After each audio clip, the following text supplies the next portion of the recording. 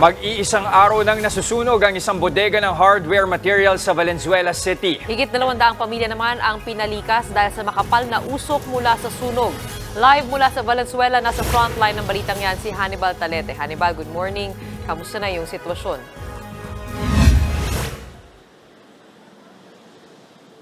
Jester Gretchen, nasa 20 oras nang nasusunog itong warehouse at balot pa rito na makapal na usok sa barangay Bagbagin sa Valenzuela City.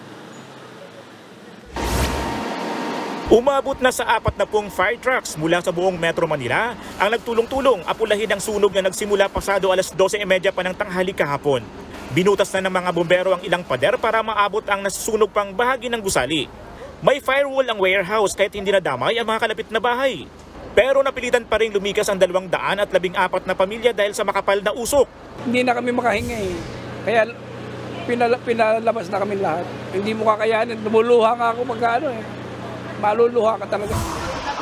Lumikas din sina Leslie, nakadikit lang ng pader ng pabrika ang bahay. Kwento ni Leslie, nakarinig pa raw ng mga putok mula sa pabrika.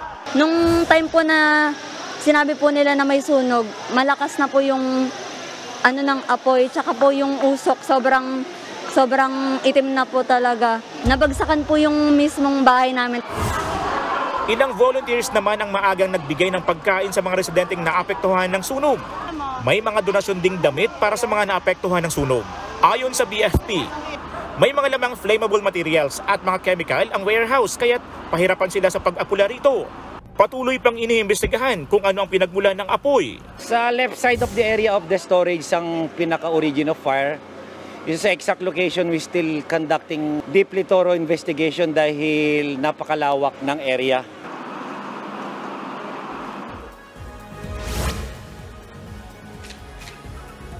Gretchen, Jester, wala namang naiulat na nasaktan sa mga empleyado ng warehouse nang sumiklab ang sunog. At tinataya na sa 35 to 50 million pesos ang halaga ng mga ari-arian ang tinupok ng sunog. Gretchen, Jester. Maraming salamat. Nag-uulat mula Valenzuela City, Hannibal Talete. Mga kapatid, Jess De Los Santos po, huwag magpauli sa mga umaaksyong balita at napapanahong issue sa bansa. Para sa mas malawak na balitaan, mag-subscribe at mag-follow sa social media pages ng News 5.